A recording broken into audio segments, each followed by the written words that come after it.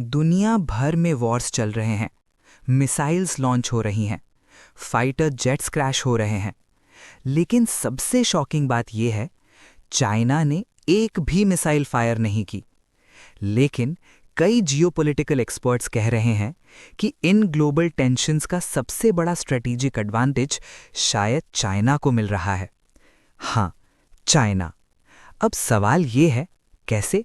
Hello everyone, मैं काव्य हूं और आप देख रहे हो द अवेयर माइंड।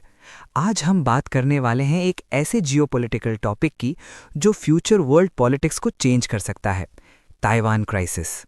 आज की दुनिया में सबसे बड़ा कंपटीशन है यूनाइटेड स्टेट्स और चाइना के बीच। एक तरफ अमेरिका है जो डेकेड से ग्लोबल सुपर पावर रहा है, और दूसरी तरफ चाइना है जो रैपिडली इकोनॉमिक और टेक्नोलॉजिकल पावर बन चुका है। इसी कंपटीशन का सबसे सेंसिटिव पॉइंट है ताइवान। ताइवान सिर्फ एक आइलैंड नहीं है, ये मॉडर्न टेक्नोलॉजी की बैकबोन है।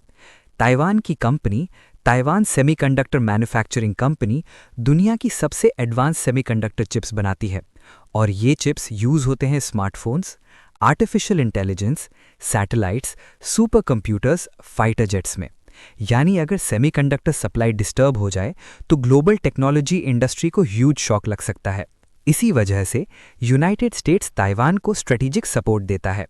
यूएस का एक लॉ भी है, ताइवान रिलेशंस एक्ट, जो ताइवान की डिफेंस कैपेबिलिटी को सपोर्ट करने की परमिशन देता है।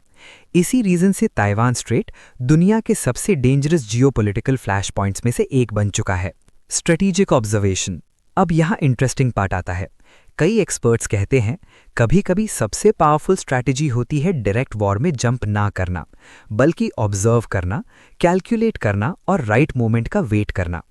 और इसी वजह से कुछ एनालिस्ट्स कहते हैं चाइना ग्लोबल पावर डायनामिक्स को क्वाइटली ऑब्जर्व कर रहा है।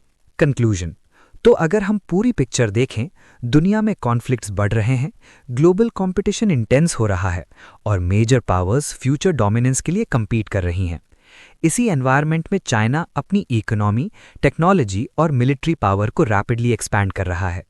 इसीलिए कुछ एक्सपर्ट्स कहते हैं कभी-कभी जियोपॉलिटिक्स में सबसे पावरफुल मूव वो होता है जब आप बैटलफील्ड में ही नहीं होते।